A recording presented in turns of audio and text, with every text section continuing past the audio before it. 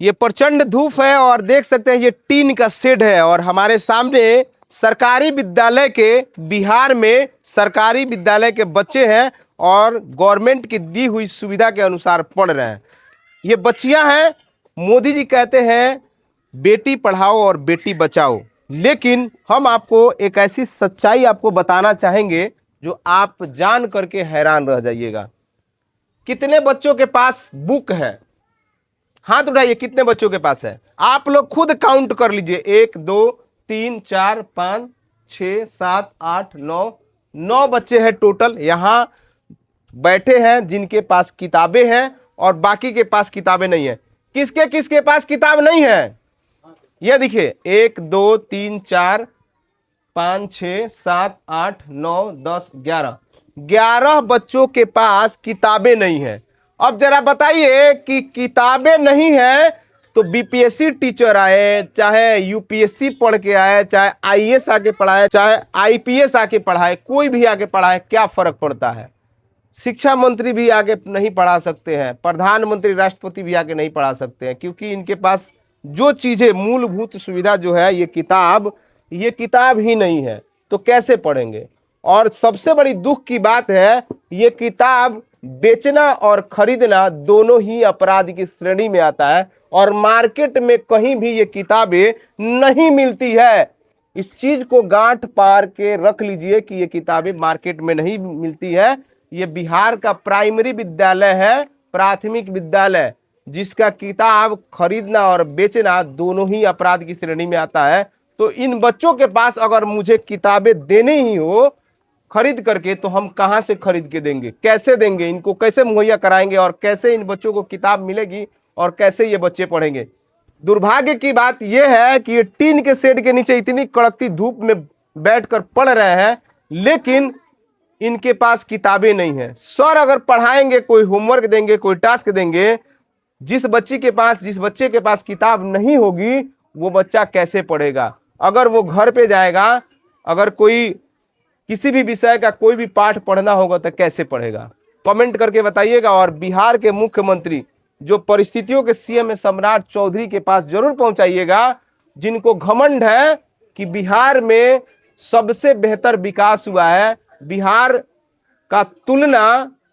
बिहार की तुलना आसपास के राज्यों से, नेपाल जैसे देश से, भूटान जैसे देश से कर रहे हैं। आप इस वीडियो को जरूर पहुंचाइएगा वहां तक। वीडियो तो आपने देख ही लिया।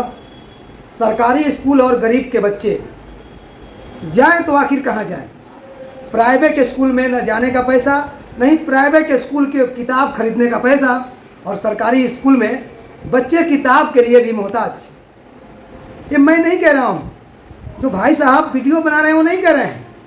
वहाँ टीन सेट में, इस कड़ाके की धूप में, इस गर्मी में टीन सेट के नीचे बैठे उन तमाम छोटे छोटे गरीब के बच्चों की आप बीती है सुनने के बाद मन में एक अलग सा विचार उत्पन्न होता है, मन कुंठित होता है, भावुक होता है।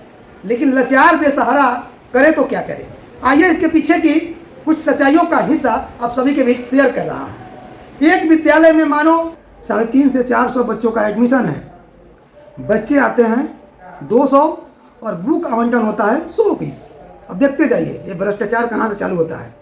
एक विद्यालय में 400 बच्चों का लगभग एडमिशन है और बच्चे निरंतर स्कूल में आते हैं 200, और उन 200 बच्चों को पढ़ने के लिए शिक्षा विभाग से बुक आता है 100 पीस। यानी 400 एडमिशन में 200 बच्चे कंटिन्यू विद्यालय आ रहे हैं और उन विद्यालय में उन बच्चों को पढ़ने के लिए 100 बच्चों का किताब आ रहा है। अब पूछिए क्यों इस तरह का गड़बड़ी हो रहा है? क्योंकि जो सरकारी विद्यालय में जो शिक्षक हैं, जो रजिस्टर मेंटेन करके जो रिपोर्ट करते हैं, ये गलत रिपोर्ट करते हैं। इनके विद्यालय में 200 बच्चे आते हैं, ये 400 का रिपोर्ट करते हैं।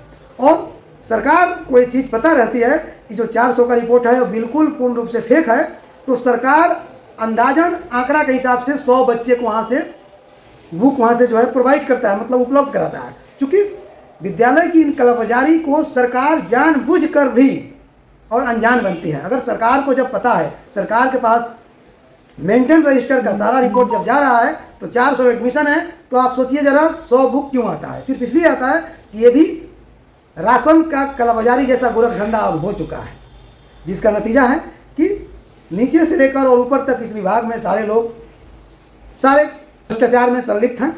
और सरकार को पता है कि ये जो 400 एडमिशन है फेक है। अगर सरकार उस 400 फेक एडमिशन पर अगर क्विक एक्शन ली रहती और ईमानदारी पूर्वक अगर 200 बच्चों का उसमें एडमिशन होता और 200 बच्चे विद्यालय आते, तो इस तरह से इन गरीब बच्चों को बुक या अन्य शिक्षा सामग्री का सामना सरकारी विद्यालयों में नहीं करना पड़ता। लेकिन अब सबसे बड़ी चीज़ है कि विद्यालय में विद्या से शिक्षण से ज़्यादा विद्यालय में चर्चा और जांच भोजन का होता है, जिसको आम शब्द में हम रेस्टोरेंट बोलते हैं। जब से यह विद्यालय भोजनालय बन गया तब से विद्यालय में शिक्षा दीक्षा का जो है कमी सामने झलकने लगा। क्योंकि गार्जियन अभिभावक भी आज तक रिकॉर्ड नहीं है कोई शिक्षण संस्थान सरकारी शिक्षण संस्थान में जाकर और वो अपने बच्चे के पढ़ाई लिखाई से संबंधित सवाल कभी किसी शिक्षक से करते होंगे, बिल्कुल नहीं। अगर वो जाते हैं तो मिड डे मील के लिए जाते हैं, चना के लिए जाते हैं, उनको जो है उनके बच्चों के खाते पे उनकी यूनिफॉर्म का पैसा आया कि नहीं, ये तमाम चीज़ों के लिए जाते हैं। लेकिन कभी अभिभावक भी, पेरेंट्स भी जो है अपने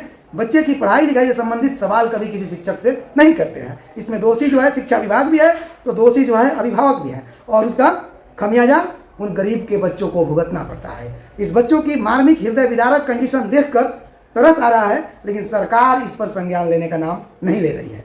हालांकि कुल मिलाकर शिक्षक को जो है बच्चों को मारने का, डांटने का अधिकार भी शिक्षक से छीन लिया गया, और यह बात बच्चों के माइंड में पूर्ण रूप से सेट हो चुका है। और बच्चे भी समझते हैं कि हमें शिक्षक कुछ नहीं कर सकते हैं। और अभिभावक जो बच्चे के गार्जियन हैं, वो अगर बच्चे को स्कूल में भेजते हैं तो उनका बच्चा पढ़ाई लिखाई किया या नहीं किया उससे मतलब नहीं रहता है। वो अपने बच्चों से यही पूछते हैं कि ये स्कूल में आपको भरपेट भोजन मिला या नहीं, सब्जी में पानी ज़्यादा था या हल्दी ज़्यादा था, ये सब तमाम चीज़ों पे चर्चा होती है। तो कुल मिलाकर मैं बिहार सरकार शिक्षा मंत्री से आग्रह करूंगा कि ये जो भी मध्याह्न भोजन का जो ये योजना है, इसको भी जो है बच्चों के खाते पर भेज दिया जाता तो अच्छा होता। और आज की डेट में मुझे ऐसा नहीं लग रहा है कि ऐसे लोग भी हैं जो भुखमरी का शिकार हैं और जिनका बच्चा सुबह सुबह खाली पेट रहता होगा, क्योंकि आज का समय वैसा नहीं है। बाकी आप लोग इस वीडियो को देखकर क्या कुछ सोच रहे हैं, अपनी प्रतिक्रिया कमेंट बॉक्स में अवश्य दें। जय हिंद, जय बिहार।